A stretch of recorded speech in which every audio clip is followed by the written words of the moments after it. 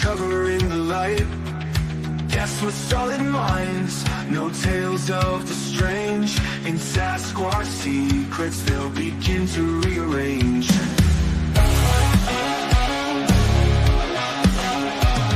Truth's the vibe, we're on a quest. Look beyond the trees, what do you see?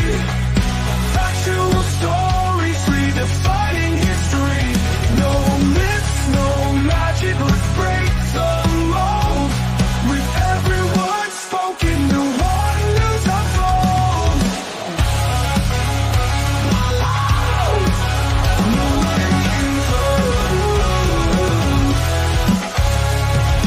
Footprints in the snow, not just a myth. Data and research will sift through the pit. Tales of a creature, but science leads the way. Nikki's quest for knowledge, come join and stay. And hello, everybody, and welcome to another episode of Sasquatch Secrets. I'm your host, Nikki Colon. So happy you guys could be here on another Sunday, a cold Sunday for me. We were just talking about it backstage. 65. It's cold for me. I know some of you are already in the 40s, and some of you are getting hit with that bad weather on the East Coast. But hang in there. It's cold winter.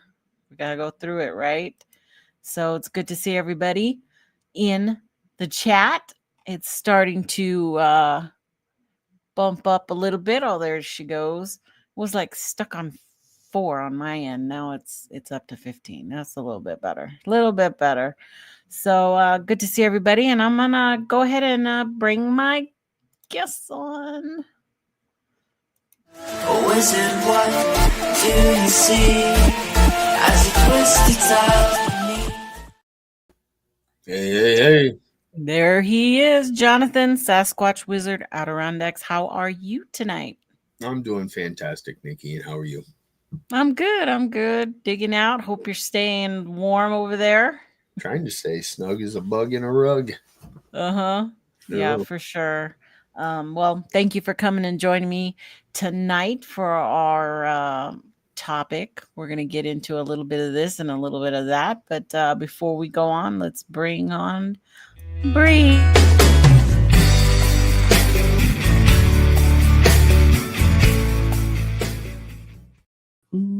Hey, hello. And we've got Bree from HiveSci. How are you? Doing all right. This is going to be a fun topic. Yeah. I'm super stoked to be here. Thank you. She is just on the other side of the mountain. So excited, that we got to have breakfast together and meet in person, and it was a great morning. So I'm glad she's over there and look forward if I can ever get a break. I mean, I had this weekend off, but I was putting up my Christmas tree and decorating and doing all that stuff you got to do. So I got pretty busy this weekend, but for sure I want to plan on us going and checking some stuff out here in town. I even want to go to the cemetery because I know Bree loves to do all kinds of stuff like that, and so do I. So it'll be fun to do stuff like that for sure.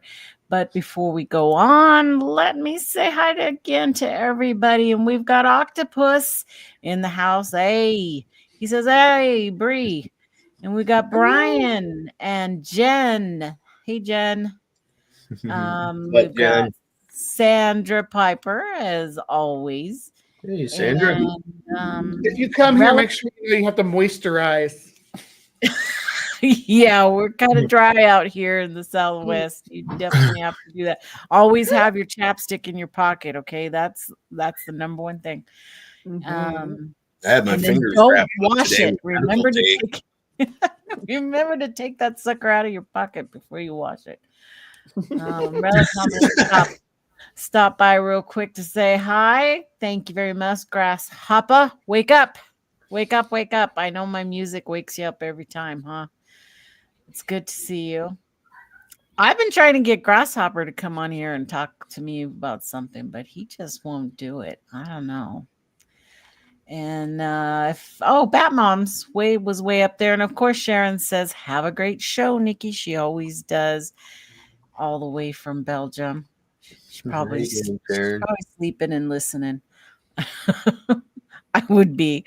I don't know if I could stay up this late on her end. Alarms for everybody. I know she's in everybody's chat. Yeah, for sure. She does really well. I mean, that's a right. dedicated 2-3 o'clock in the morning. Time to get up for the show. And Angel popped in. Good to see you guys. So let's see. How am I going to put us today? Let's do this one. Our topic, in the ice or mud. And my thought about this is that, I always have a specific question that I'm trying to answer in my shows. And my main one is the ultimate proof of Bigfoot hidden in ice, mud, or somewhere unexpected. We always talk about not being able to find the bones. Why haven't we found those bones or those relics hidden somewhere? And I think they're out there. They've got to be out there. It's just we've found so very little in the way of skeletons and in our ladder of life. It's really, I don't know. We're going to get into that subject. It's important to remember that the forest floor, the floor of the forest is its stomach. Everything that goes down there is going to get digested quickly. Yes, that's a great way of putting it, for sure. There's been a lot of studies about how fast deer and elk and pigs can completely decompose. All the different stages.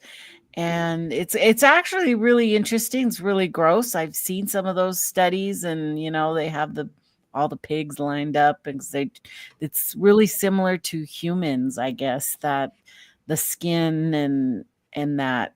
So they do all those studies about the flies and the larvae and the stages, and tells you everything about how long death had occurred and stuff like that. So, but time lapses are actually, I really like that. If you're into tapping all, a couple of those. Yeah, you can watch. Pigs breaking down, deer breaking down. Right, and really it's super fast. Yeah. It's way faster than you think that stuff happens, because there are critters that eat the bones too. You have those porcupine and skunk eat bones. They're probably gnaw on them. On bones. Any other herbivore as well. Like a deer will chew on a bone if it finds it. It wants to get that calcium and bone marrow. Right. Oh yeah.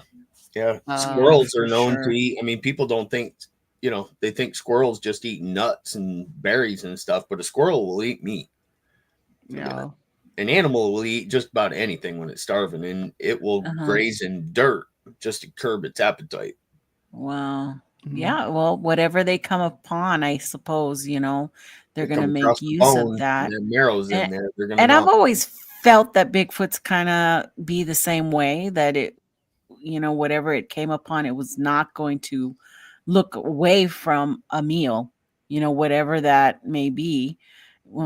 I believe they're complete foragers, out there, that they're going to come across, just like bears eat the berries. They're going to eat the berries. If the bear runs into a squirrel, I've seen recently, I saw a bear chasing a squirrel. They had a video, and this bear was just like trying to get at this squirrel that was going back and forth into this little hole. Little Scooby snack. Yeah, I'm like, whack a squirrel. Yeah, that's what it kind of was. It was kind of like that. Like a chicken nugget. Very aggressive. He was hungry. He was not going to let this little dude go. So, you can imagine that would probably happen out there. But part of this whole idea of ice or mud came. It was something that Jonathan and I were kind of chatting about in on one of our chats, and he had brought up, that he had just seen Ötzi, the Iceman, and what a great, whole story and everything that went with that.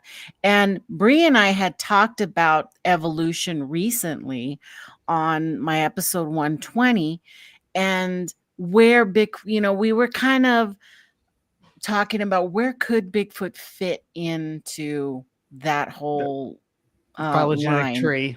Yeah. Yeah. And Ötzi's kind of in there. Now, those of you who haven't ever heard of Ötzi, they all call him the Iceman. And he is a natural mummy of a man who lived like 5,000 years ago, between 3350, 3105 BC. His remains were discovered in September of 1981 in the Ötztal Alps. I believe that's how you pronounce that. Hence name Ötzi. And that's on the Austria-Italy border. And as I was looking at this is actually, the picture you're seeing right now is a recreation that's being held in France. I do have other pictures of him, but as I brought up the map, I realized my husband is 3 hours away from where he was discovered. Isn't that? I was like, the little heart there, you see, that's where my husband's at. My husband's in Vicenza, which is right next to Verona and in between Verona and Venice.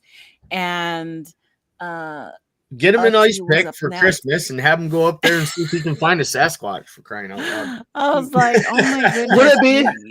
Would it be a Sasquatch in the Alps? Wouldn't it be a woodwose? It would be a Yeti. I have no idea.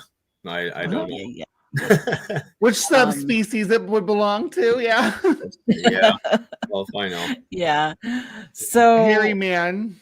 Yeah, he's definitely up there. So they do have like a little memorial set up there, a little marker. It's about 70 meters northeast of this marker right there, because the couple who found them, they were climbers. So this is kind of like the scene of the Alps where he was at, the red dot indicating where he was found, and they had been trekking up to the top of the mountain there. But there has been a lot of controversy involving him, because 2 other climbers had said they had already found him.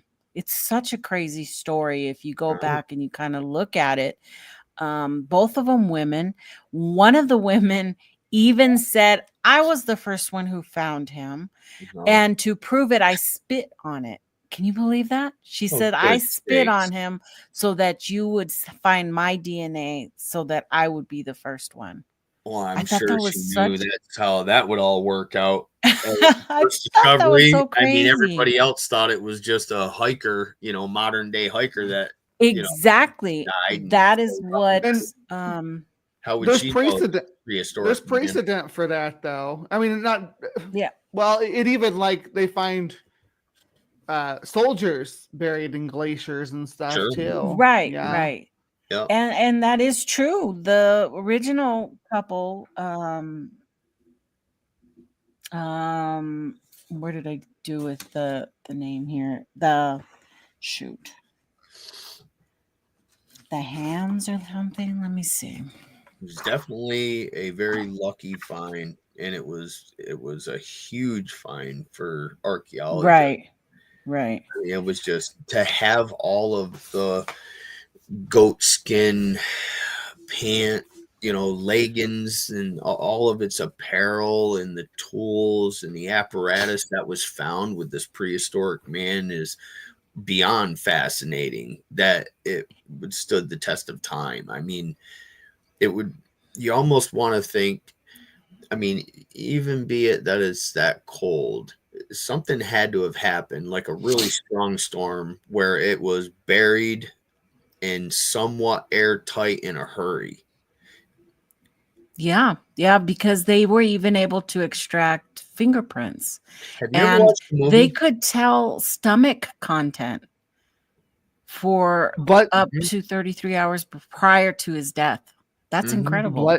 blood type. They could tell where haplogroup he was from. They did stomach Right. content Created analysis. what they could most accurately determine was his death in the last moments of his life by, the wounds that he had, and Right. He was murdered. I guess we haven't mentioned that yet. Right. Otzi was, Right. Otzi was murdered. Let the cat out of the basket. Yeah. So, because of the presence of an arrowhead embedded into his left shoulder, various other wounds, researchers believe that Otzi was killed by another person. So the nature of the life and circumstances of his death are the subject of a lot of investigations and speculations on what happened. His remains and his personal belongings are on exhibit at the South Tyrol Museum and Archaeology in Bolzano, South Tyrol, Italy, which is right up there at that border. These are pictures of what he looked like when they found him. Isn't that something? He had a head wound too, like that was force. inflicted. Mm-hmm. Right. He For was sure. not in. And he was not in good shape when he passed. Right. Exactly. Looking at the pictures from a distance, I mean, I haven't heard anything, where they say, could he have fallen from up higher and tumbled down and smacked his head off of one of them rocks? I mean, the arrow and all the evidence that they put it's together. quite possible when he got hit with the arrow that he went down and hit his head, Yeah. He did remove the shaft though himself. So after he got shot, he survived getting shot and pulled the arrow out, the shaft of the arrow out. That's based on the bruising. So he was found by two German tourists at an elevation of 3,200 meters or 10,000 feet on the East Ridge that I showed you earlier, and by Helmut and Erica Simon. Okay, they were the ones who actually brought it to who they got a hold of the police first. Yeah. And then they went up there and started, thought they had a homicide on their hands or, a missing person. Lost hiker or something, yeah. Yeah. And then when they saw the remains in the apparatus, they realized they needed to get a hold of the archaeologist and get some there. What a find. I guess they tried to get him out with a pneumatic drill and ice axes. But due to storms and the weather, they had to give up. And that's when they went down and got, a bunch of other people involved in trying to get the body out. But it was taken to a medical examiner in Innsbruck, which was nearby. And it's a University of Innsbruck. And found to be at least 4,500 years old. So that's just crazy. Completely. And the place where he was found, he's in a glacier, right? So he's not necessarily in the spot where he died, because a glacier is always moving. It flows like a river. It's just really slow. It moves like just inches, maybe feet, every season. Yeah. So those are replicas of what he, the shoe is definitely the replica of what they found on him. And the other one was what they feel he was wearing. Pretty stylish. Yeah. Those shoes are nice, actually. Yeah. They're like my Crocs right now. It's like a cushy bird nest inside. Yeah. You put feathers this is in what there. he was found with: the copper axe Yeah, that was a big deal right there. Yeah. Man in stature. For real. He was packing. Look at that. And they didn't rob him, so something must have happened to drive him away from his body, because you think that those copper tools would be valuable to very valuable, yeah. Whoever was shooting the arrows at him. Maybe. Yeah, his bones were all, due to the ice and the impact of the ice, it did crush him, and all his ribs were, crushed, and he did have intestinal parasites. They were able to find so much stuff. It's amazing. They even, I don't know how they figured it, but one of his fingernails showed 3 bow lines, indicating he was sick 3 times in 6 months before he died. Yep. Crazy. Yep, that's right. I forgot about that. So much information that we could get from one body. This is where you start thinking about that one body, how things would change if we had one Sasquatch body. Well, things are changing, and our Earth is going through a lot of changes. I'm not a global warming enthusiast or whatever. I just deal with facts. But one of the facts is that in our northern regions and around the, polar caps, whether you want to be the Arctic or Antarctica, things are thawing out. The permafrost is thawing out. And they are starting to pull living organisms and things out of ice that's been buried for thousands of years and sealed off from oxygen, bacteria, and such. And are we going to one day pull a Sasquatch out of there finally? Right. I mean, that would be a golden nugget. I wonder, I just hope that if it does happen, that the right people find it and that they don't, put the kibosh to it. You're right, Deb. No. It wasn't a mugging. He had his stuff with him. Yeah, like you're absolutely right. There's no sense in even like bringing up like climate change denial at this point. We're literally able to pull these things from the ground because of climate change. That's the reason why we have mammoths that we're pulling out of the ground. That's why we have rhinos and like lions. And I was telling you guys before the show, we have a cub of a saber-toothed cat, which we don't have anything like today. So frozen in the tundra. It's amazing what we're able to pull out of there. And it's going to be more and more stuff, and we're going to learn more and more. Hopefully they'll pull some people out of there. Maybe they'll pull a Bigfoot out of there, which is kind of why we're here.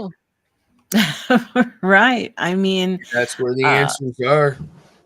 They recently pulled out a 42,000-year-old baby horse that had just thawed out of the permafrost. It was found, let's see, this find was made in 2018, and others have been found,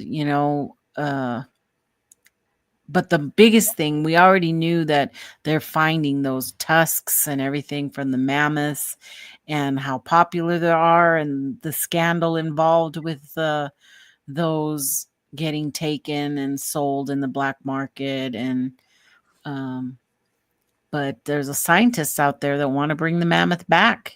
Do you know, Bree, how close we are to something like that happening now? The same company that's doing that is also working on the thylacine, and they're working on the thylacine first. So we'll probably see a thylacine before we see a mammoth. Oh, really? But the thylacine, the thing about that is it's going to be. Oh, I was just talking about this with my friend earlier today. It's going to be bred, or it's going to be raised in a dunnart, which is this little mouse-sized marsupial.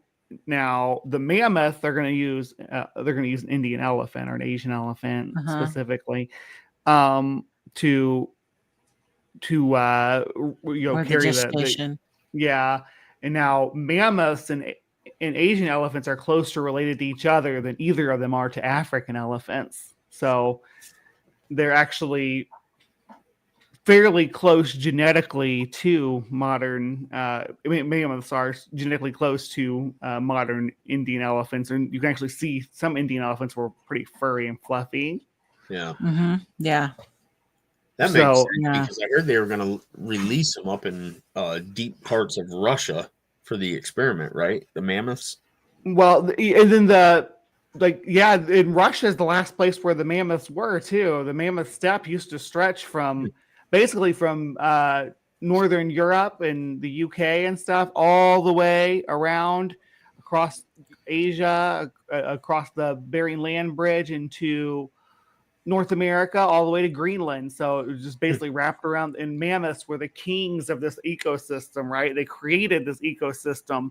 It was just almost like a Arctic Serengeti of animals, because there was horses and camels and rhinos. It was probably a pretty magical place to see.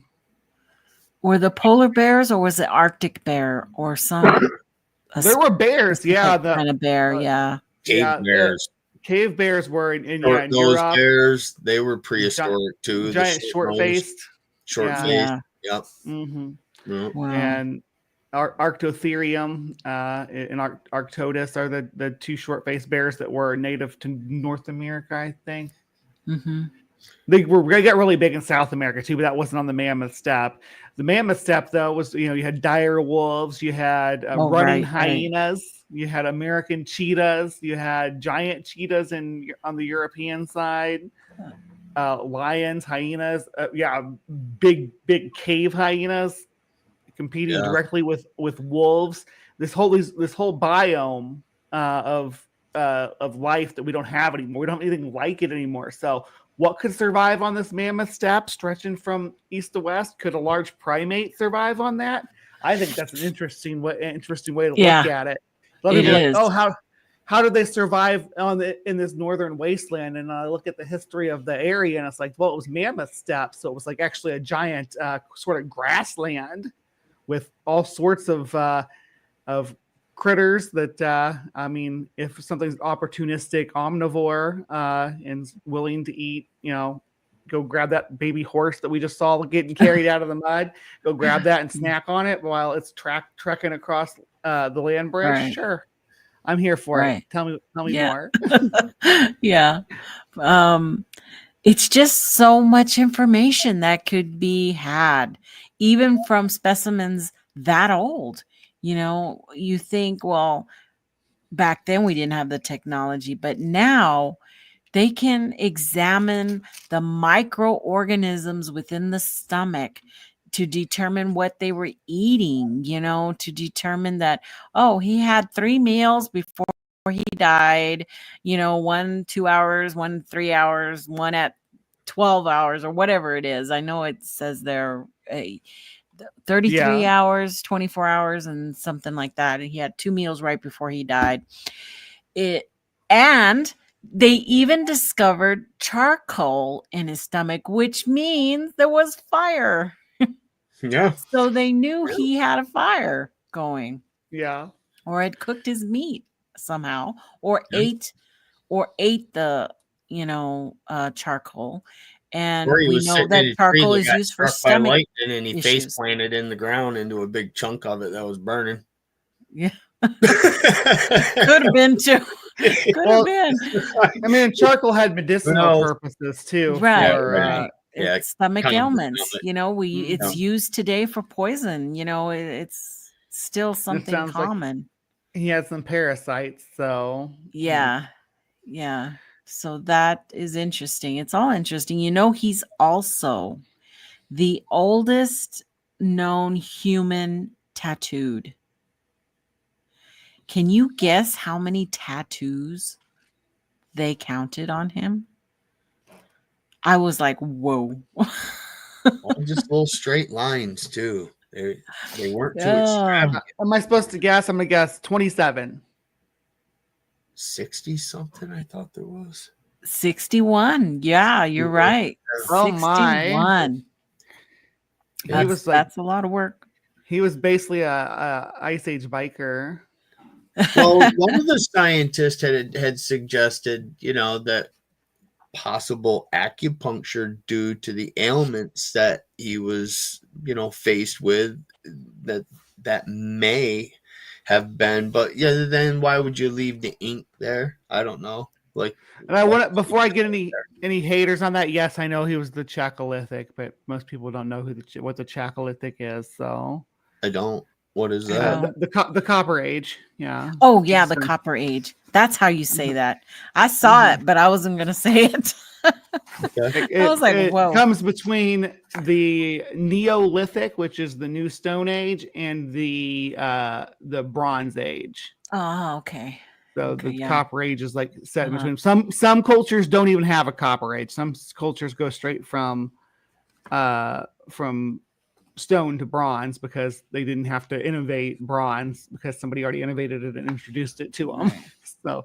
So you'll see Bronze Age technology kind of spread, and then different cultures had different Chalcolithic industries. There was a really prominent one in the upper Great Lake area because they have this really, really pure copper that you don't even have to really melt down or anything. You can just kind of hammer it into arrowheads and fishing hooks and all this stuff. So they had a whole industry of that, which was completely independent from obviously from the European discovery of copper working. And there were techniques that were completely different too. It's really cool to look into these things with multi origins like that, and to think that we've been doing that since Oatsy's time, right? Mm-hmm. Guess so. Right. Yeah. Right. He, and he had tools. He had all those tools I showed you, his copper axe with the U handle. He had a bladed knife, with an ash handle and a quiver of 14 arrows, and a dogwood shaft with dogwood shaft on them. 2 of the arrows were broken, tipped with flint and fletching, while the other 12 were unfinished and untipped. He had antler tools, and he had a tool for sharpening, and he had a longbow. He also had on him berries, 2 birch bark baskets, and 2 species of polypore mushrooms. Were those the good kind of mushrooms? No, I don't know. Was Oatsy having a little fun up on the mountainside? Maybe going on maybe it was a spiritual journey. Could be some kind of journey. He was either running away from battles or he was on some kind running away from pine trees that look like devil men. Well, they want to say that he had already been involved in two little battles or fights prior to he was fleeing getting a the arrow. Yeah, 2 other conflicts before he, succumbed to a arrow. Have you guys watched the movie that is based on the findings of Oatsy? There's a movie. I just watched it just a couple weeks ago. I think it's on Prime. And it takes you, it's basically just a movie based off of the findings, and they try to reenact how it all may have gone down. Oh, wow. No, I haven't seen that. He's in his little village with his family, and he goes off hunting. And then this other group of Neanderthals, I think that's what they are, right? Neanderthals So they come in and they wipe out his family. He comes back off the mountain. He goes out of his mind. He's going to take off after these guys, goes up and up and up over these mountains. He finally gets down over into their end of the stick, and he, gets his revenge. And then on his way back, he gets up to the top of the mountain, and just some another wild man, sticks him with an arrow in the back, and well, he had fallen in. What did they had him where? He finally got to the one of this person that he wanted to get really bad, and he took off running after him, and then he drops in this big ice cavern and slams off the bottom, and he was stuck down there. He just figured he was going to die down there. But in the movie, there was an individual that he didn't want around him that kept following him, some younger fella. And the younger fella ended up throwing a rope over and pulled him out of the cavern. You know, it's kind of like, well, okay, thank you. One went that way, one went the other way. Like I say, you know, it's a movie based on this, you know. Hey, I'm still love Timothy Hutton and Iceman. Right on. You remember that one where they kept the Iceman inside that dome, and I liked that one. The way it. Not sure if I've seen that. I will say that if they had Neanderthals in there, I'm gonna call that an anachronism that's off the charts, because the Otzi was killed around 3000 BC, like right around that time.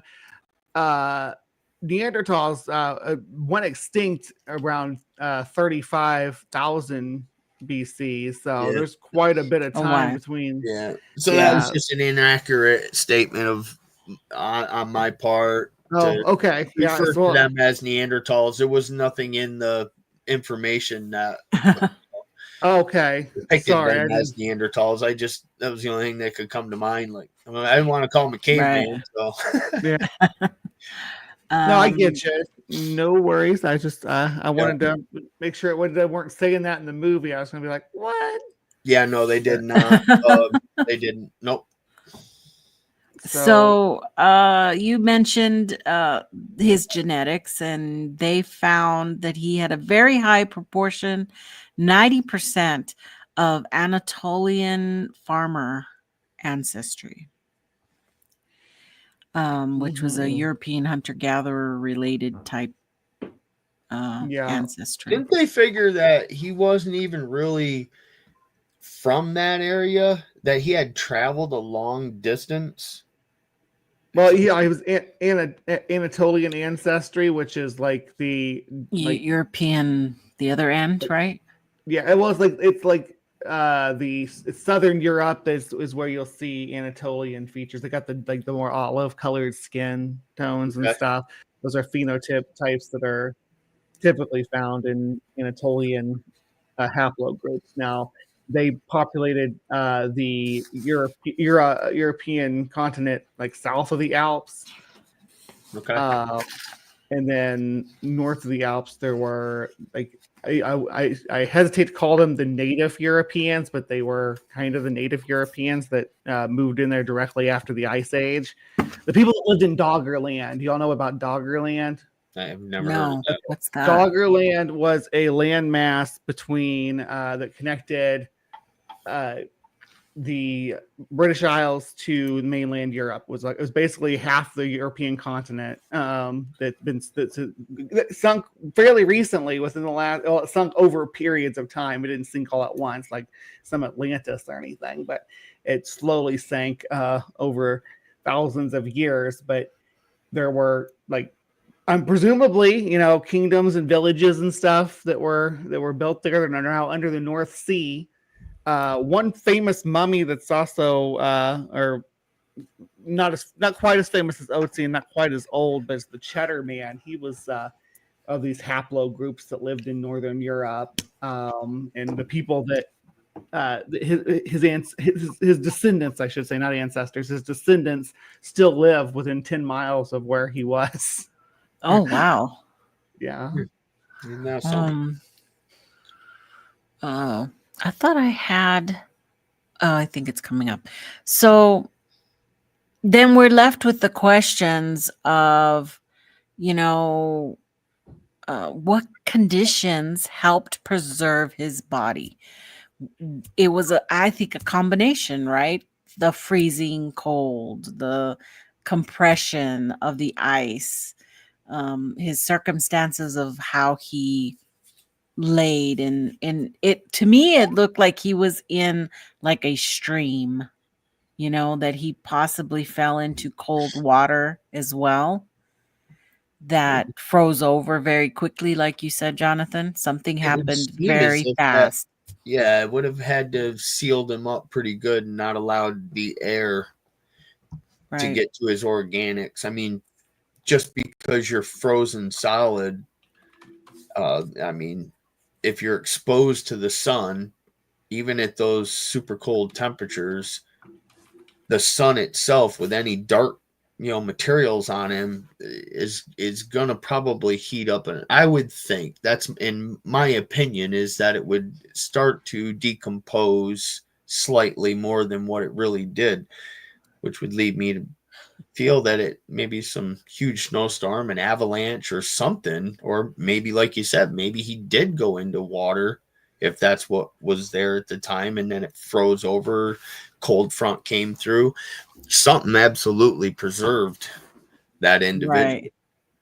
Yeah. So are you all familiar, because I'm going back to the glacier thing real quick, but it's relevant. Are you familiar with the Lost Squadron?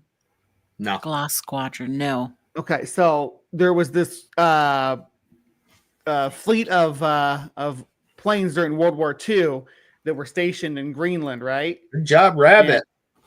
Well, sorry, no, you're good. Thank you, Rabbit. Thank you so much. Yeah, I just wanted to thank you. Whoa! Whoa! Nice. Thank you so much. And then right behind him was a gift. Jay gifted 10 of you some memberships. Thank you so much, Jay. I appreciate that. Love you, man. Oh, brother. Hope you're staying nice and safe and warm there in Florida. You still in your shorts and t-shirts in Florida? Oh, year round. Yeah. Thank you so much. It is greatly appreciated. Okay, so I want to know about what you were talking about there. Yeah, absolutely. You gotta show love to people showing some love in the side chat. Thank you, everybody. So the Lost Squadron was this group of planes that were stationed in Greenland, and they disappeared for 70 years because no one could figure out what happened to them, where they went. They ended up buried in a glacier just miles away, because a glacier will carry, every year it carries it's like a slow river, like a really slow river flowing, and it carried these planes miles away. And they just did some scanning in there on those in was it 2011? Yeah, they were buried beneath 300 feet of ice. Wow. So yeah, that just goes to show just within 70 years how far they were carried and how deep they were buried. Otzi didn't necessarily die where he lay, I don't think. Yeah. So could there have been a watery death involved that high up on a mountain? Definitely. A spring or something. Flush him downstream. Yeah. He could have got picked up by a prehistoric pterodactyl that decided to drop him and go chase something else. Yeah. I'm just joking. Obviously dropped him in a volcano where he was preserved. And what about the Toland man, who is 2,400-year-old bag body of a victim of human sacrifice from the Iron Age, found in Denmark? Wow, I've never heard of that. He was murdered too, sacrificed, but bogs, that's like the Cheddar Man. Yeah, bogs really preserve people quite well and leave us with a lot of information about who they are and what their life was like. Not quite as good as ice, but because bogs will have more decomposers in them, but generally, because they're so nutrient poor, they'll preserve bodies better. Yeah, the peat, the marshes, and they probably have a significant amount of microbes in there that help with that whole process as well.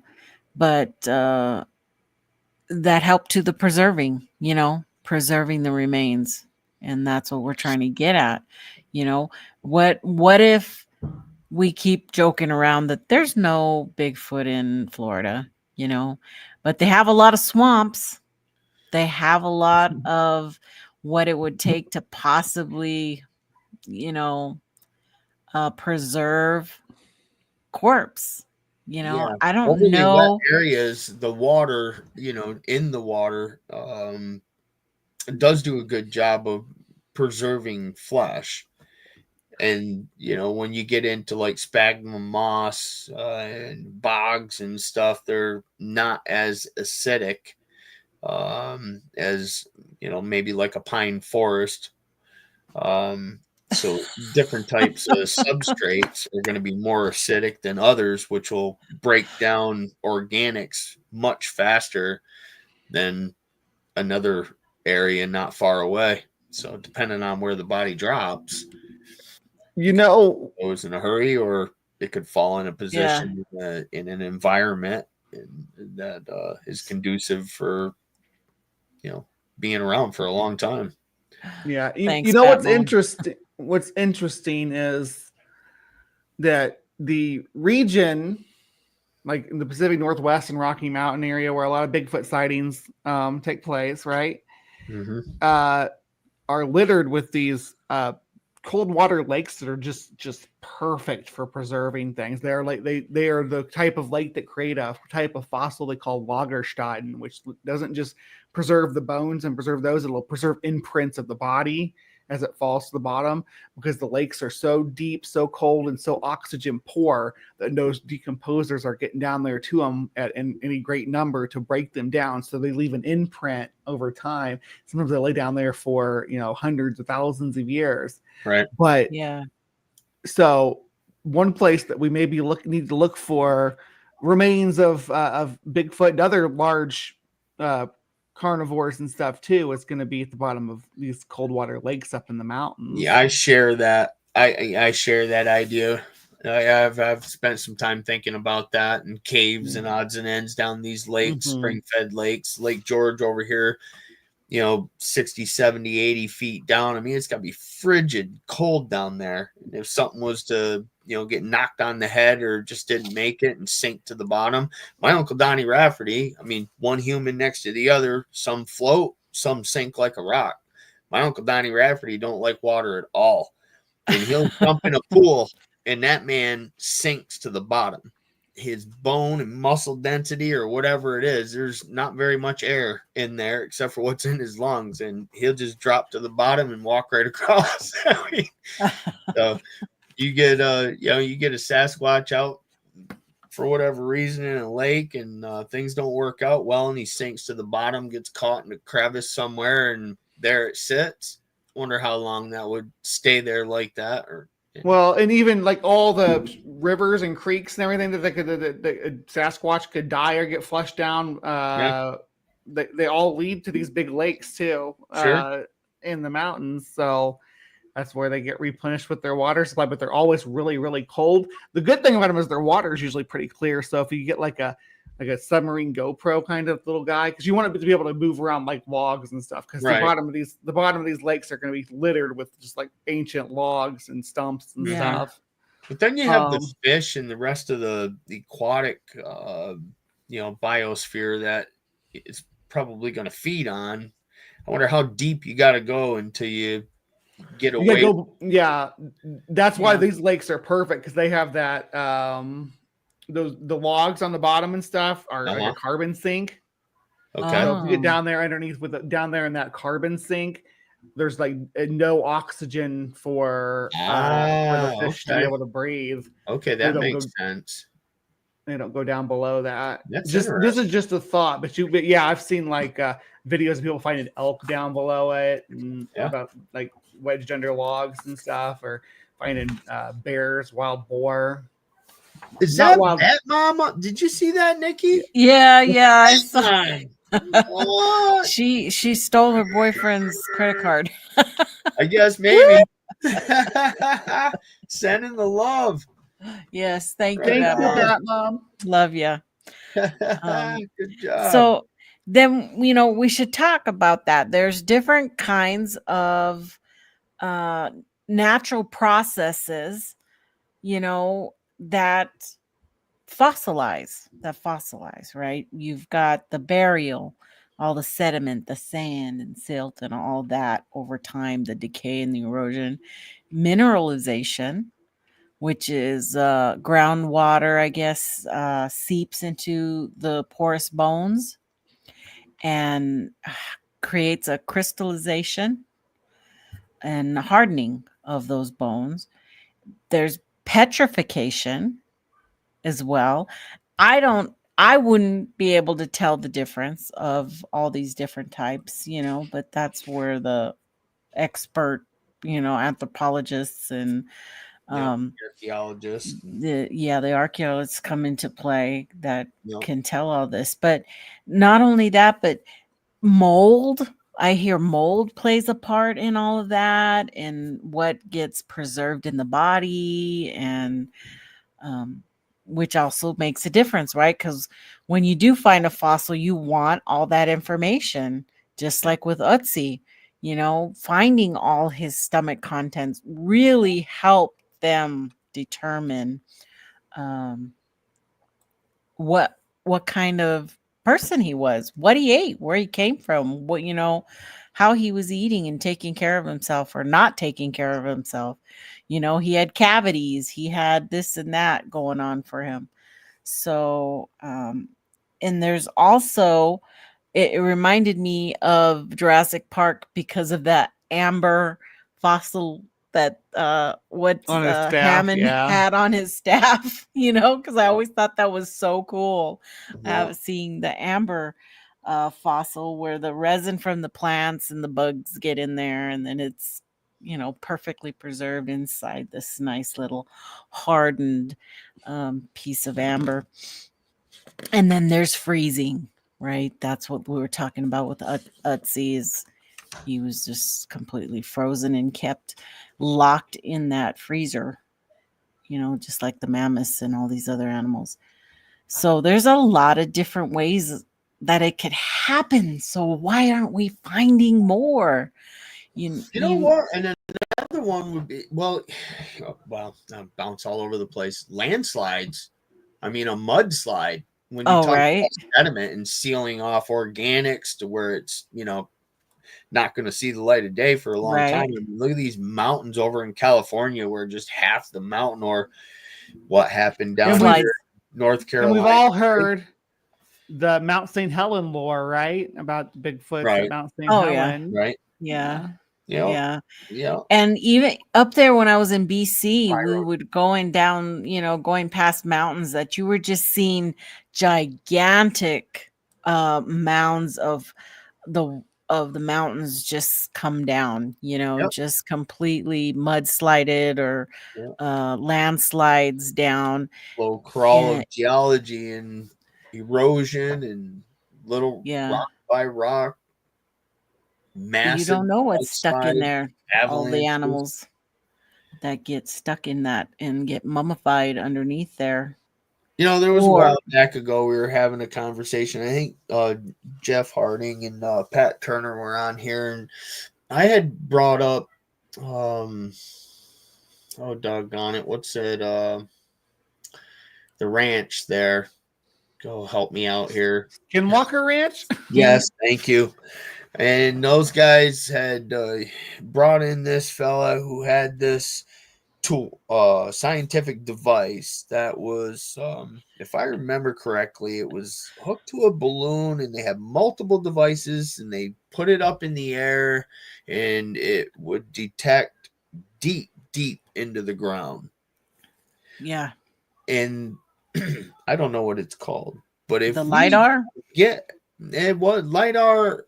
Well, I'm going to say no. As I perceive LiDAR, you're shooting a beam of light and getting a reading back, and it's showing you the shape of what it can see on the surface. Yeah. This is penetrating deep into the ground.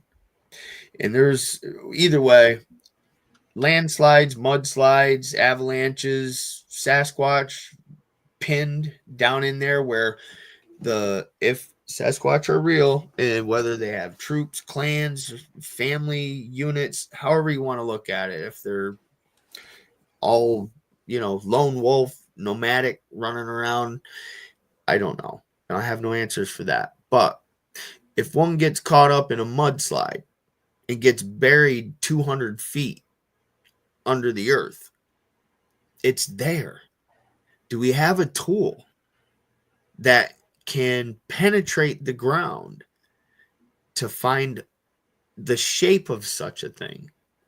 Can we even afford such a thing?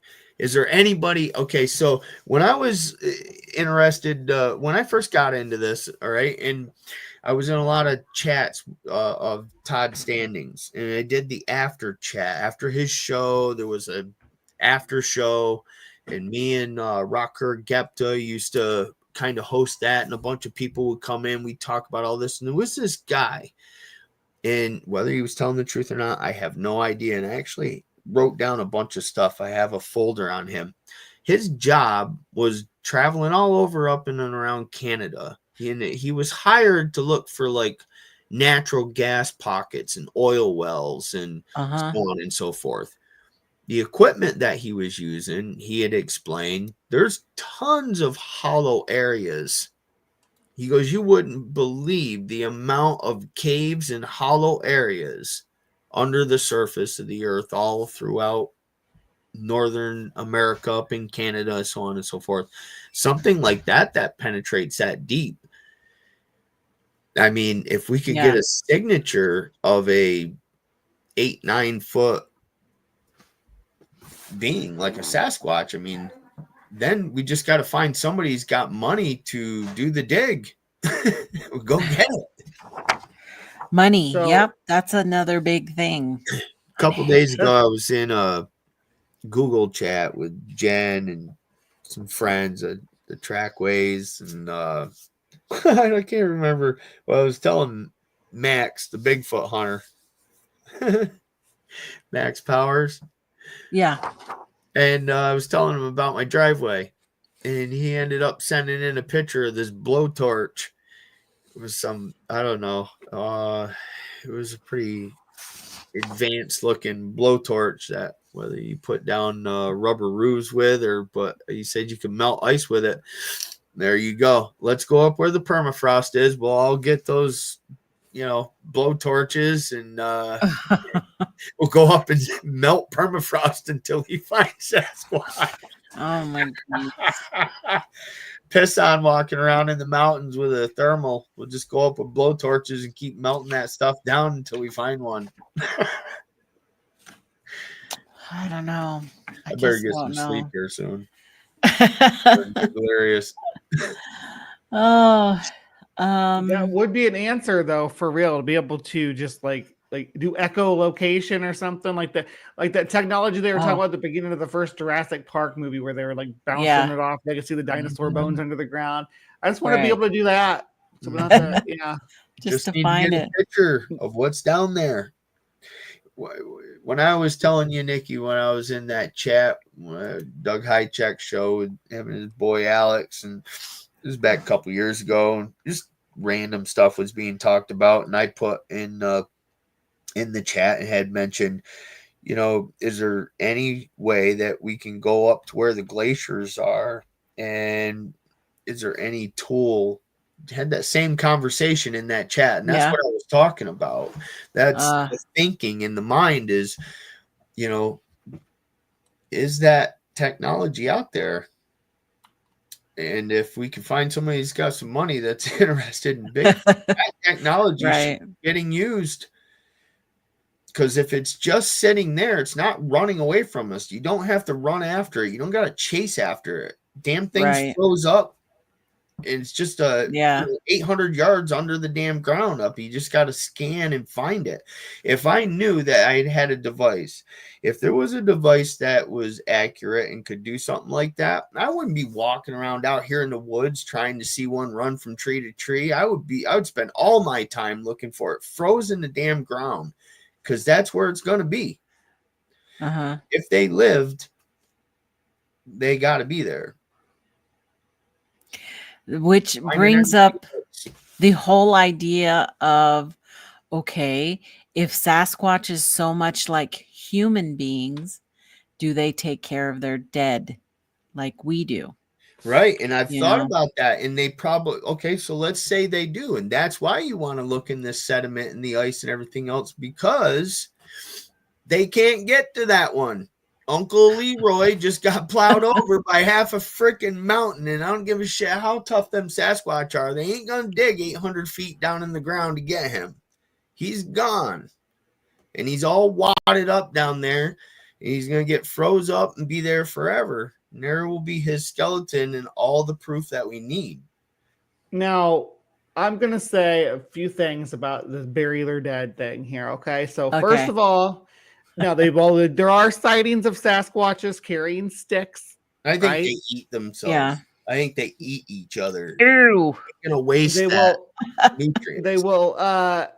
You don't hear enough about them using tools in order to suggest that they would dig graves.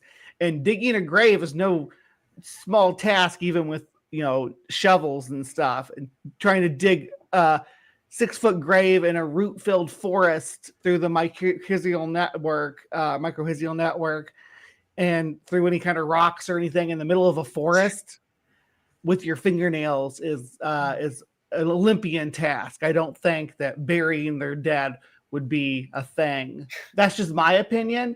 Right now, but I think if they lived in caves, right, that we would definitely find more of them, because caves are like almost like a natural preservation. They're like a crypt that we find, animals that haven't lived in the biome for tens of thousands of years. We still find their remains in caves. Like you mentioned cave bears earlier. That's what we find, them tens of thousands of them in caves. So if Sasquatch was using caves, you'd think that we'd find their dead there. We find human remains in caves. If Sasquatch isn't using caves, why wouldn't they use caves? You think we would have found one in a cave by now? Right. Mm-hmm. Which people keep saying that's where they're staying, but we're not finding that evidence. We've found where elephants all go to a graveyard, right? To die. Why would we not find, some? But you also have all your forest rangers and all your, not all, many of your institutional individuals. Archaeologists gets the call, come in, they start checking out these bones. Do they get the same talking to as like different forest rangers that finally come out and say, we've had instances, but we're just told, just ignore it, just go with the flow, don't make a big spectacle out of it. Archaeologists go to the cave, they find something. Wow, these are giant bones. We don't know what these are. All right, listen, this goes to a different place. Nobody hears about this except for the elite archaeologists, the Smithsonian. I mean, I'm throwing out some tinfoil hat wearing shit there. Are we to trust that there's never been one found? Maybe there has been a few. Some high roller, deep pocket dude, he's got it mounted on his wall. Are we going to Lovelock Cave? Is that go anywhere from here? I'm going anywhere. Well, because Lovelock Cave, the redheaded giants, right? You know that lore, right? Yeah. Which is not an isolated incident, but there's a lot of folklore about giants being found in caves and burial mounds all across the North America. But that's always the answer to. The body disappeared. They took it to the Smithsonian and it disappeared. Or they eventually that's what I was just gonna say. I eventually find out that there's a lot of misleading information on so many of those. I get discouraged chasing them. I know what a lot of it is just frontier newspaper articles just to try to grab people's attention to sell papers. Yeah, right. Yeah. There's no real solid scientific evidence or scientific paper in you know, what we call receipts. There's nothing that we can get our hands on and read that's been peer reviewed that covers giant, you know, Sasquatch sized bones that have not been identified. They identify them as whatever they identify them as, or we just don't see it. Right. So would that be like as like dinosaur bones or like mammoth bones and stuff like that? No. I was kind of interested in where that and taking that to the whatever conclusion, but if that's if that's as deep as you've gone on it, that's cool. I mean, like, I haven't taken a super deep dive, but you see the pictures. Like, if you were to just simply search giant bones unearthed by archaeologists, and you start down that road, you're gonna see these giant skulls that are getting dusted off on the ground. But it's all fluff. Where does it end up being held for public view, and where is the peer-reviewed paper? Because the majority of those photos are fake. Right. You know, they turn out to be AI. They turn out to be hoaxes. Yes. They're just fodder for, you know, the internet news system that needs to put out a story every day. And that's what happens. It's you go back and you trace back those photos and you find the original photos, and it's just a regular skeleton. You know, it's a normal size. It's not a gigantic head this big, you know. Photoshopped or and that's what's making it harder and harder is as we grow in technology, so does the AI and CGI methods, and people think it's a hoot to, you know, fake people out. So it's going to make it even harder to believe what's really out there and what's not.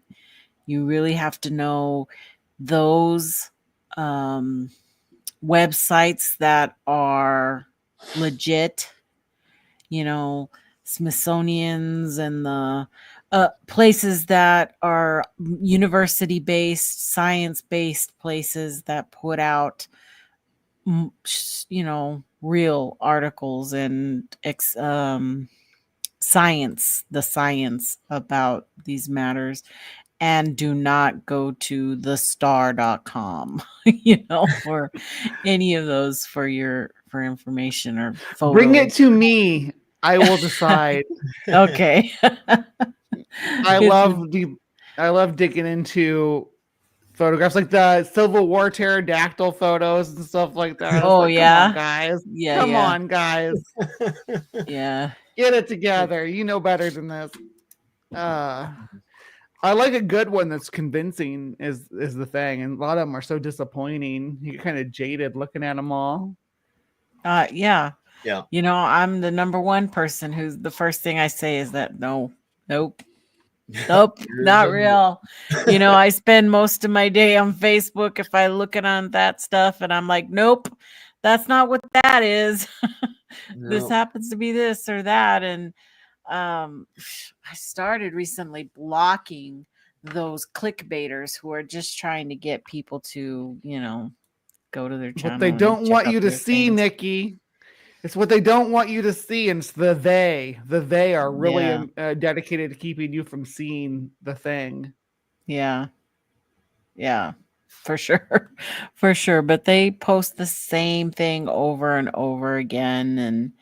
And it doesn't matter if you tell them, nope, this is what it is. You know, that's the Barbagallo photo. He hired somebody to do that. He was doing commercials or that I've been seeing all day today. I'm running around that photo all over the place. So it's just going to be part of this whole mess of trying to sift through who really has the evidence, who really has photos, you know, is it science or is it sheer luck? Who's gonna come up with that one piece of evidence that's gonna make somebody go, whoa. That's not one person, but all of us go, whoa, that is something special, because we have a bunch of citizen scientists out there who come up and say, oh, I've got something good, but you got to wait because I signed an NDA. So let's wait and see what happens. And then it slowly fades come away. out. Yeah. And now I'm not interested anymore. I'm not interested anymore. It's like, if you've got it, let's do this, show it and be done with it. And why does it always have to be based off of, well, it's got to be done this way so you can make more money, so you can. Yeah, right. There's always something, the means to the end, when that stuff comes to light. Because a real person, I can tell you, I would bring it to some people right away. It would be out there, and I wouldn't want to let the authorities necessarily know. Right. But I think I might get a hold of a news channel really fast. Because if there really is the Men in Black, I do not want them to come and take away whatever my discovery has been. Right. Contact your tight-knit group and at least have a couple of days to think this thing over and debate as to what the right moves would be. Take advice and then just sit on it, and then make a decision which way you're going to go. Nikki, I will help you pull your Sasquatch out of the forest so we can pick it somewhere and preserve it. Got one. Yeah. I got one. But I don't think you and me, girl, I don't think together we can pull a Sasquatch. I don't think so either. But I got some strong ropes in my truck, so that truck's pretty tough. Yeah, I think your truck could pull a Sasquatch. Yeah. We would never be able to lift it up there. It can climb the mountain. It's pretty scary, actually. If we got ropes, we can do a pulley. I can get it up there. I know how. There we go. We'll figure it out. We shall figure it out. But all we really need is the head, hand, and foot. That's all I want is the head, hand, and foot. So if you bring the saw, my God, I'm going to get some backlash for that one. Well, that is what you need, though. Yeah. You're not wrong. Hey, Nikki, I got to run Camille's friend down here into town. They got school tomorrow. Oh, yeah. No worries. If I get back up here in time, I'll bounce back in.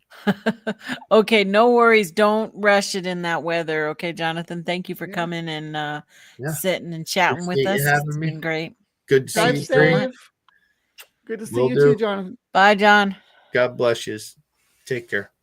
Bye-bye. There it goes. And then there were two. Now I feel like I need to move us like this. Okay. Yeah. There we go.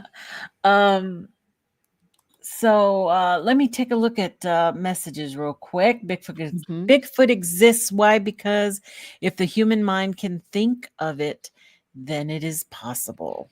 The psychological thought. Philosophical. Yeah. The philosophical Bigfoot. I love that. Yeah. Oh, there's a title there. I got to write that down for a show. There's a new title for a show. Not only possible, Bigfoot exists somewhere. I used to use Facebook.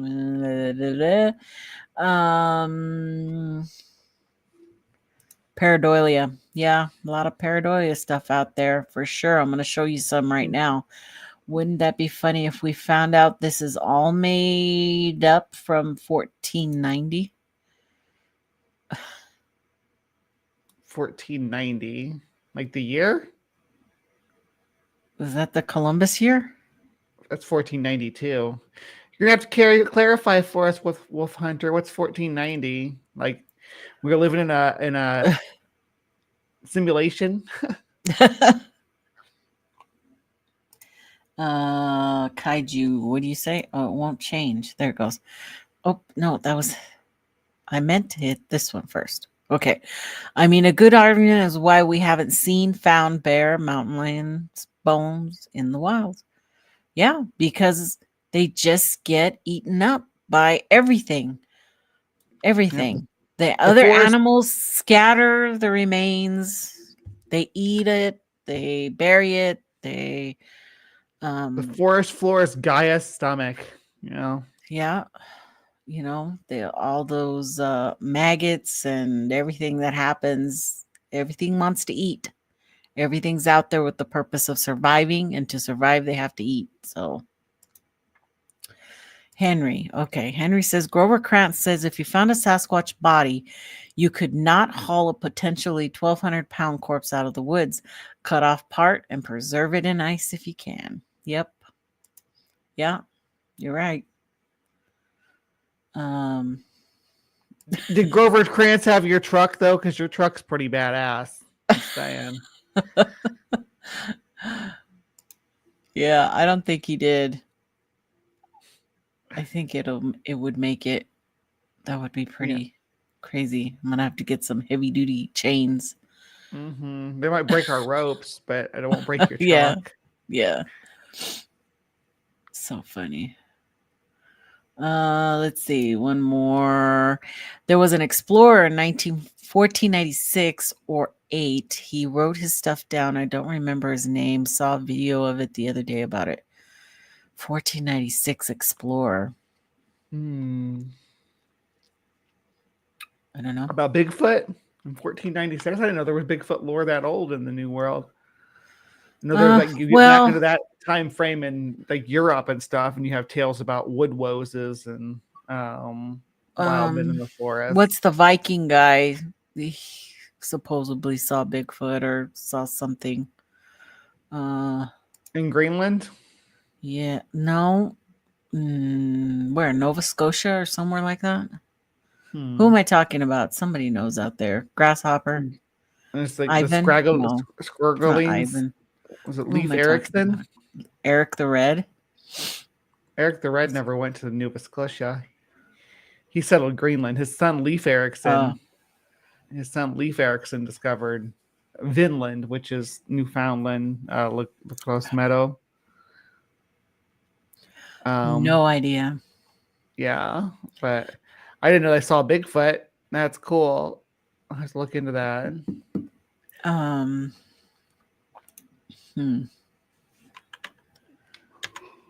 Oops. No, it won't change. So what about the future? We're always talking about the future and pushing the ball forward. We've got drones. We've got thermals. We've got high capacity cameras that can take HD, whatever, 10 million, what it's all about the timing, the right place, the right time. And the whole idea comes back around that we're chasing them, but I don't think it's working that we're chasing them. We've got to bring them into us, possibly make ourselves interesting. A lot of the encounters that happen out there are with normal people who were just out camping, minding their own business, and something happened. They were curious. They had kids around, ladies around, and got curious, and maybe they were juvenile and came around and got caught. Or the random highway crosser, Right. There's a lot of people driving along see something. Yeah. The people that have the most convincing cases to me, the people I know in my personal life, are people who saw something when they were driving, and it's like, I don't know what it was, but it looked like Bigfoot. Yeah. It's like, right. Well, that's something could be, but when you're going, 75 miles an hour on a freeway, it's kind of hard to slam that brake and stop and go check things out. You're on your way somewhere, and you just can't sometimes do those type of things. 800 yards up a cliff face or down a cliff face, or right. You would never be able to get to it anyway. The secret is we also need to start leaving pies in our windows again, because when people used to leave pies in their windows, there were freaking Bigfoot sightings all the time. But now that we don't leave pies in our windows anymore, yeah, they don't come in anymore. That's really an interesting thought there. I never thought about it like that. Yeah. We, back in the days we were cooking more out. We were cooking more. Yeah, you're right. You're right. The smell of your food being prepared was because you always you cook in the kitchen. You open your window to let the heat out. You set stuff on your windowsill to cool. Yeah, but you don't see that too much anymore. What? 35 miles per hour, you'll get run over in Florida. Yeah, exactly. Get run over like a skunk ape. Well, it's going to take some people who know how to use the equipment, number one. I'm always saying I've got my, a couple of different gimbal style sticks. And, if I don't know how to use it, what good is it? It's just a stick, right? You have to know how to use your equipment.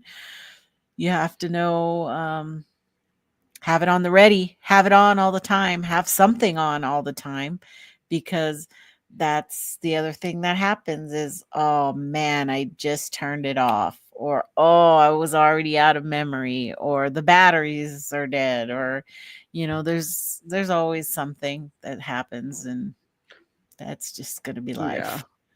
Nikki, let me give some quick statistics that make the Bigfoot thing seem less probable, in my opinion.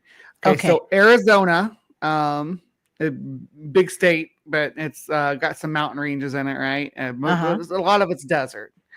Now there are 8 resident jaguars in Arizona.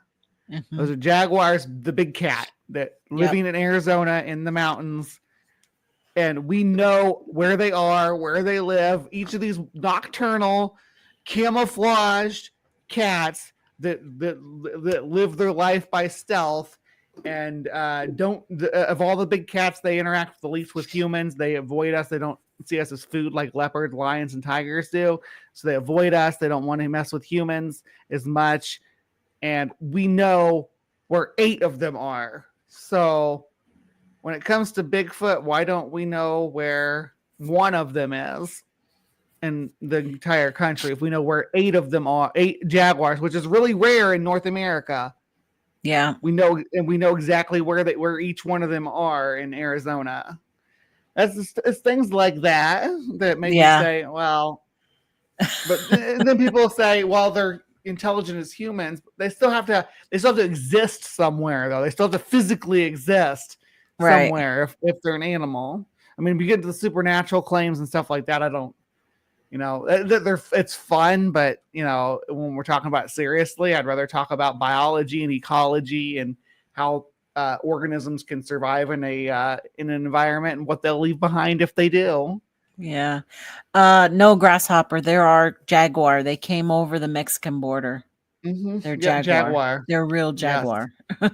You can see pictures of them. They're beautiful. Yeah, we've been tracking them out here in the Southwest for quite some time now, because the population was almost non-existent, and then trail cameras. They were found on trail cameras coming in, and then they started tagging them. Make no mistake, there are cougars too. Yeah, there are cougars too. Had one in our backyard one time. But yeah, no, they really are jaguars. Yeah, they're spotted with the rosettes, and that's the jaguar spotted pattern. They're bigger. They're bigger. They are like a leopard. They're just bigger. Yeah, jaguars are. The ones that come up here aren't quite as big as the ones in South and Central America. Yeah, they're real. They come. There's the mountain range that runs up the I believe it's the Western Sonora. That's what they travel. There's like a highway for them up there, like a greenway. It sure is. Yeah. Something else too that Brent had made a joke about it to me because I'm like scared of bears. I'm always scared. I'm always thinking about bears, running into bears. And he was talking about some Mexican grizzly bear that's possibly making also a comeback in the Southwest. And I'm like, oh, great. That's all I needed to hear. I did a video about the last Texas grizzly a couple weeks back because there's only ever been one grizzly bear shot in Texas. Oh. And it wasn't shot in the Franklins, and I think it was the Davis Mountains. They're further south and east from here. But it was they believe it was a Mexican grizzly. It only had like 3 claws, but they actually took the claws and had them preserved and stuff, so they know it was a grizzly bear. But it's the only one that's ever been shot in Texas. Normally we don't get them, which is good. Animals don't know borders. We can't just keep them wherever. They'll wander wherever they want to wander. And be like, you're a Mexican grizzly. Get back to Mexico. Get over there. Be like, oh, I'm sorry. Where are your papers? Border fences and stuff are actually sort of a problem for some animals' migrations, though. Actually. Which is unfortunate. There's a few desert species here between here and California that need to be able to migrate between Mexico and in the United States. Show me what you got. Let's see what you got. Show me what. Oh, I'm not even in the right place. I don't have my. Show me what you got. Jim, you heard them said, show me what you got. All right. So as we wrap up our talk about Bigfoot and Ötzi and bones, let's see what I found today. Now, there wasn't a whole lot on all the groups this week. I think a lot of it had to do with, people are traveling and the holidays and all that stuff. But that's a Bigfoot right there. You see it? It's peeking. It's peeking out at you. Definitely. Not pareidolia really or anything. Big. Yeah, he's really, really big and huge and muscular. He's built. Yeah, he's huge, and I can't. Nikki, I can't see anything unless you put some red lines on here. Oh man, I should have. I need some red circles and some arrows. The 195 just isn't doing it for me. Sometimes I do it. Sometimes I do put, we'll do a bunch of lines, but no. Wanted to leave it as I found it. And it's just, but they find something in every picture they take. So you have to kind of take it for what it's worth. And this is a Bigfoot coming out of a portal tree. We have been waiting for this photo for a long time. As they do. Here. Yeah. Trying to find some local... be a tree. Couldn't possibly be just leaves. Can you show me how to locate the portal trees around this area so I can know how to get to the Pacific Northwest and stuff? Just lickety split. Yeah, that would save a lot of money if we could find those portal trees for sure. Right. No more gas to freaking travel across the country for me. Dang, portal trees are the way of the future. Yep. Yes. Kind of looks like a tree octopus, right, Tristan? Oh, if there's still out there, if there's Sasquatch food here, then there's Sasquatch here. Tree octopus and Sasquatch habitat are the same. Yeah, that was a little crazy, and you've got people believing it and telling this person, "Oh my gosh, that's a great photo. You're so talented. You got so close." Yeah. Clearly. Bigfoot, you can tell by all his leaves. Trees don't have leaves like that, only Bigfoot. Now this one. Okay. Now we know that in the Pacific Northwest, they found those, what they're calling the Bigfoot nests. Okay. Mm-hmm. And they did not come up with any kind of DNA that I know of out of those nests. But this guy actually said, what I was hoping he would say. This is in northern Wisconsin. And just this end of November, he saw the strangest way I've ever seen a bear hibernate. He actually saw the bear leave this nest himself. And but I can't prove that a Bigfoot didn't build the nest for the bear. Yeah. That's what they would say. That's exactly what most people would say. Well, it's still attributed to Bigfoot. Yeah, he really says he actually saw the bear get up and leave the nest. So yeah. And I for sure, when I first saw that photo pop up, I was like, oh no, they found a Bigfoot nest, but it wasn't. He was actually saying, no, it was a bear that was in there. Or as Jen says, it could be a big bird's nest. Yeah, it does look like that. Sunny days, chasing the clouds away. Yeah. Chasing the Squatch away. I thought you were going to say that. Chasing the Squatch away. Well, Matthew brings up fairy circles related to tree portals too. Is there a connection? Oh, interesting. Never heard that. Is there a connection, Matthew? Tell us if you know.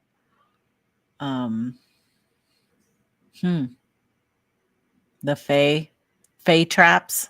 Have you seen those leaves that just one leaf is like going crazy, moving around? You can get trapped in the fairy realm and you'll never get out.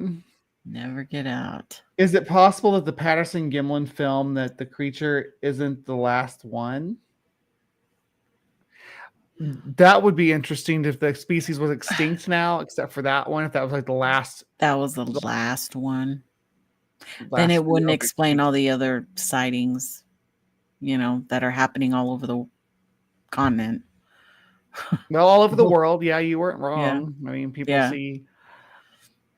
I don't know what it is. I do acknowledge the phenomena, though, that people are seeing something in the woods that they think is something.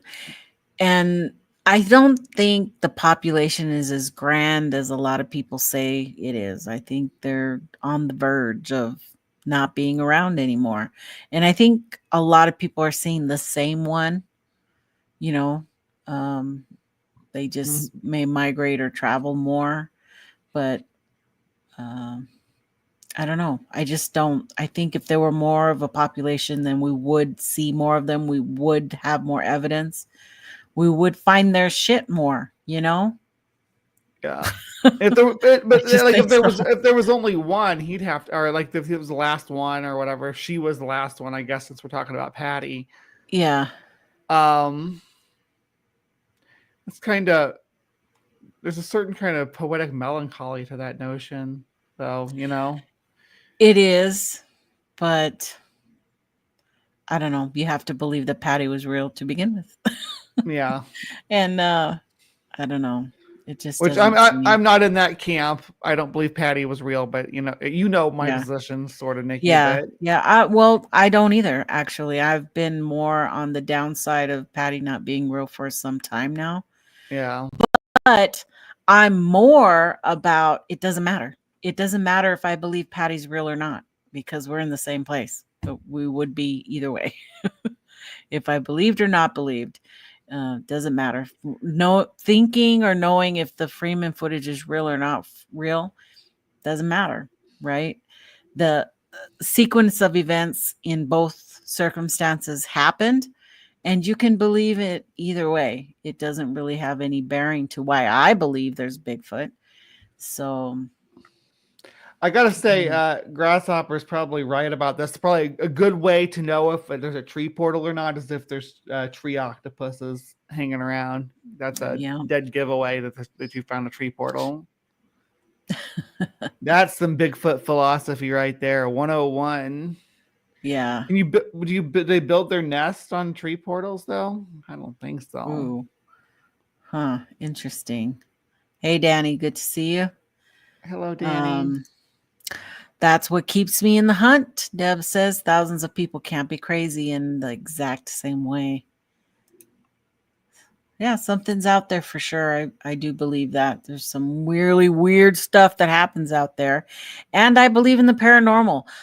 I just don't put them together right now. So, yeah. But yeah, I definitely know some weird crap happens out there. And the mind plays a lot of games too, so. And stuff like this, exactly like this, what we're looking at right now. See a nest, and it's like, oh, it's a Bigfoot. Yeah. What's this? That's like a fox.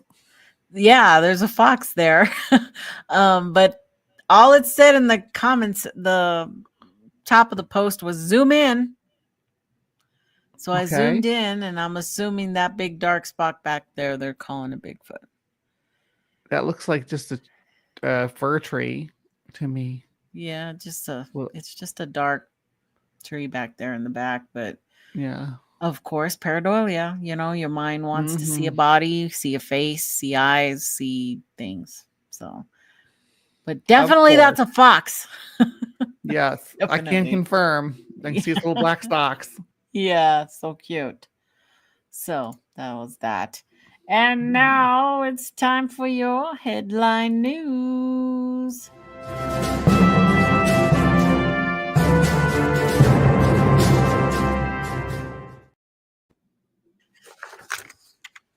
All right. So first up is the new BU class looks at the stories about UFOs and Bigfoot throughout the centuries. So what this says, this August, let's see. Do you believe in Bigfoot? How about UFOs? A new Boston University class is exploring how people throughout the centuries have believed in the unbelievable and what that tells us about ourselves. Lecturer William Giraldi teaches the course and joined Radio Boston to talk about it. So they're going to start talking about UFOs and Bigfoot. Now, I had put this on here because it was just came out December 5th of 2024. And when I backtracked and looked at this, it was an article from 2019.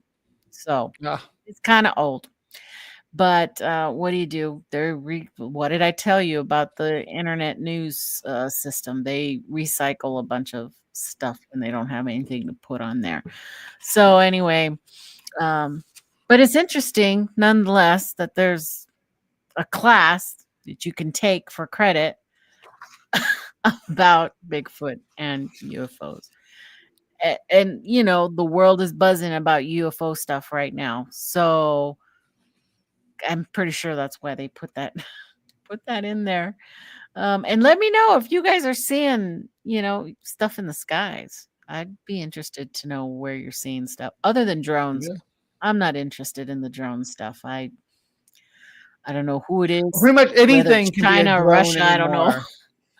Anything can be a drone anymore. Have you seen the drone shows that they do where there's like dragons flying around and oh yes, those are amazing. Yeah, when they have hundreds of drones in the air at the same time making art. Yeah, it's just those are amazing things. I went to what concert was it? Metallica concert, and we were inside a stadium. It was closed stadium, but they released like 100 drones inside, and they were doing all that art inside the concert. It was just amazing. It was really cool. Okay, so let's move right along. The next story was stop requested chasing Sasquatch by bus in Wallowa County. So this came out December 7th, and it says looking for Bigfoot and spooky trolleys. For 14 days and using more than 30 buses, OPB's Lillian Karabek experienced the joys and difficulties of rural transit and talked about how many people along the way look for Bigfoot. So, according to her, on bus, did I not write the bus number down? I think it was bus 21. Bus 22. Bus 22, David Height drives the Wallowa Link shuttle between La Grande and Joseph for Community Connection of Northeast Oregon. Height likes to joke with his passengers with a sign on board offering free air guitars. He also tracks Bigfoot sightings, which are a passion of his. The driver, Height, who loves to tease riders, he's a youth pastor in addition to bus driver, and said his immature jokes are a hit with the teens. He really tries to have fun and sign on board offering free air guitars. I just said that. After Elgin, the conversation switched to Sasquatch, a passion of his, and he tracks all the local Bigfoot sightings and says he's willing to lose his job over Bigfoot. If I see a Bigfoot in the canyon, for example, whether I have riders or not, I'm going to pull over in a safe spot and give the foot and give foot pursuit. It's a once in a lifetime opportunity. So they love their Bigfoot in Oregon. Yeah. I would too. If I saw Bigfoot, I'd probably stop wherever I was and get out and start running, no matter if I was supposed to be working or not. Yeah, I mean, it is kind of unusual thing for sure. And then love with you. Lastly, out of California news, Bigfoot Discovery Museum in California is closing after 20 years. In Santa Cruz Mountains will close as its owner retires. It's going to be weird for me. Yeah, I'm so used to this, and I've been doing this for so long. To suddenly have it all go away and everything is going to be strange, says Michael Ruggs, the museum's owner. The iconic museum, located alongside Highway 9 in Felton, has embodied the quirkiness of Santa Cruz for 20 years, but as Ruggs retires, the museum will retire alongside him. Well, anyone from 30 to 70 people come in the door daily and they check everything out, and I show them our local sightings map, and they're usually amazed to see how many sightings there have been in this area. I was amazed too, because when I opened it, I didn't expect that to happen. So there you go. Bigfoot Museum is closing down. Yeah, it's a little bitty place from what I hear, and yeah, a lot of stuff crammed into one little bitty spot. But so you've talked to some people who've been here? Who's been there? Yeah. I've talked to several people, but Grasshopper says they couldn't sell it. Finances are in bad shape. Yeah. You know, I don't who would be buying that stuff. Yeah. So sad. Not a good retirement investment. It is if you make it, update it with the new technologies and stuff inside. But that was just a little place where he had stuff hanging on the wall, you know. So it's sad because it's just part of the community for so long. But good luck to you, Mr. Rugg, in your future. So what about you, Bray? You got anything coming up? Well, Friday nights we always do Cryptic Corner. I just covered Chupacabra yesterday. I missed Chupacabra. Yeah, we did the classic Chupacabra cases, the one from Quito, Texas, where they cut the head off and examined it and stuff. She has a taxidermy now. They showed it on the video. I had seen pictures of the taxidermy, but I hadn't seen it like up close. So yeah, I'll be following up on that definitely.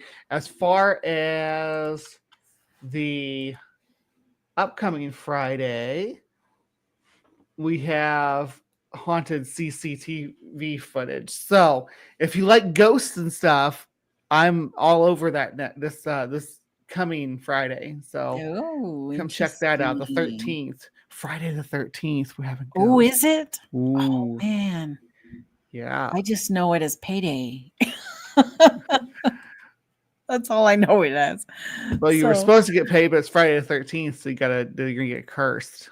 Oh man, no, it's supposed to be doubled. Doubled. 13 is my lucky number. I've never had it as a bad luck day for me, so I don't know.